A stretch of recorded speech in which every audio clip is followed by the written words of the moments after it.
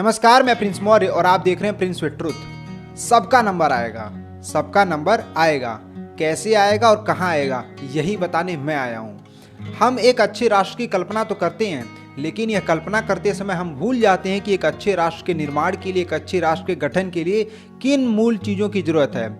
यदि एक अच्छा राष्ट्र बनाना है तो एक देश के लोगों को एक दूसरे के प्रति सच्ची और सकारात्मक भावना के साथ मिलजुल कर चलना पड़ेगा। एक दूसरे के सुख और दुख में परस्पर सहयोग करना पड़ेगा, तब जाके कहीं हम एक अच्छे राष्ट्र के रास्ते पर कहीं चल पाएंगे।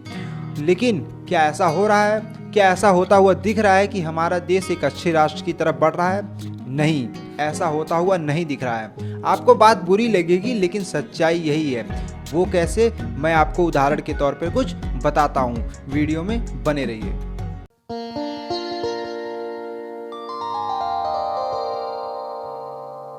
लंबी सी सांस लीजिए और ध्यान दीजिए। हमारा प्यारा भारत देश प्यारा क्यों है? क्योंकि यहाँ हर तरह की आज़ादी है, लोकतंत्र है, संवैधानिक मूल्यों पर चलने वाले हैं और भाईचारे की बात करने वाले हैं। लेकिन बात जो है वह बात तक ही है, सामने ज़मीन पर कुछ भी नहीं, न तो संविधान और न ही भाईचारा। अब मैं ऐसा क्यों कह रहा हूँ? ध्यान दीजिए। जब हमारे देश के विद्यार्थी किसी बात को लेकर धरना प्रदर्शन करते हैं, अपनी बात रखते हैं, चाहे वह किसी भी कोर्स के छात्र हों, तब वे अकेले होते हैं। तब उनका साथ देने के लिए कोई दूसरे कोर्स के छात्र सामने नहीं आते हैं, धरने का समर्थन नहीं करते हैं, उल्टा उनकी बुराई करते हैं, सोशल मीडिया पर ट्रोल करते हैं और ना जाने किस किस तरह से उनको बदनाम करने की, उनको पीछे खींचने की कोशिश करते हैं और कई बार वे सफल भी हो जाते हैं ये काम करने में।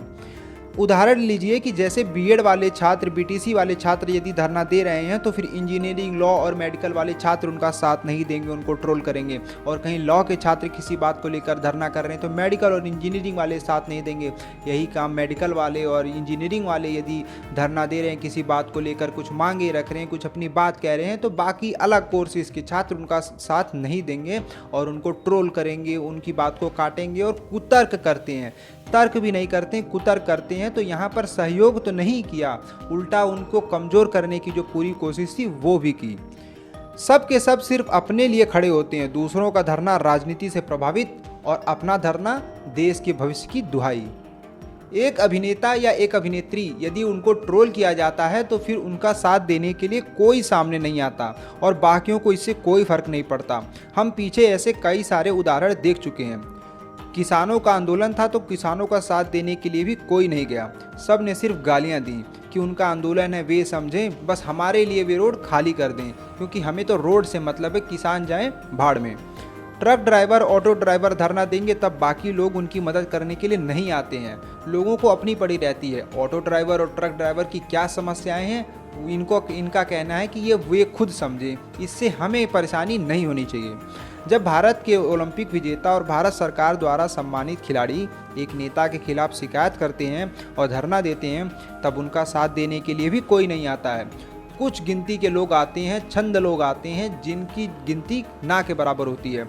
ये लोग आते हैं, लेकिन इससे क्या होगा? इतने बड़े लेवल पर प्रोटेस्ट चल रहा है तो ज़्यादा लोगों को आना चाहिए, बात उठानी चाहिए, क्योंकि लड़ाई किसी छोटे आदमी से तो थी नहीं, बहुत बड़े पावर से थी, तो ज़्यादा लोगों की ज़रूरत वहाँ पर पड़ती है।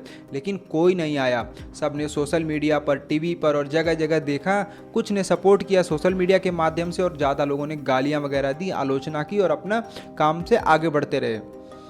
जब किसी नागरिक के साथ सरकारी लोग, नेता, प्रधान, पुलिस या प्रशासन अत्याचार करते हैं, उनके साथ बदसलूकी करते हैं, तब सब के सब सिर्फ मूक दर्शक बन के खड़े रहते हैं और देखते हैं। क्यों? क्योंकि उनको दूसरों के लफड़े में नहीं पड़ना। वो कहते हैं कि दूसरों के फटे में अपनी टांग क्यों अड़ाएं। यदि किसी के साथ अत्याचार हो रहा है तो ये लोग देखते हैं और गुजर जाते हैं, और बहुत बड़ा काम करेंगे तो मोबाइल निकाल कर कैमरा चालू करेंगे और सोशल मीडिया पर वायरल कर देंगे।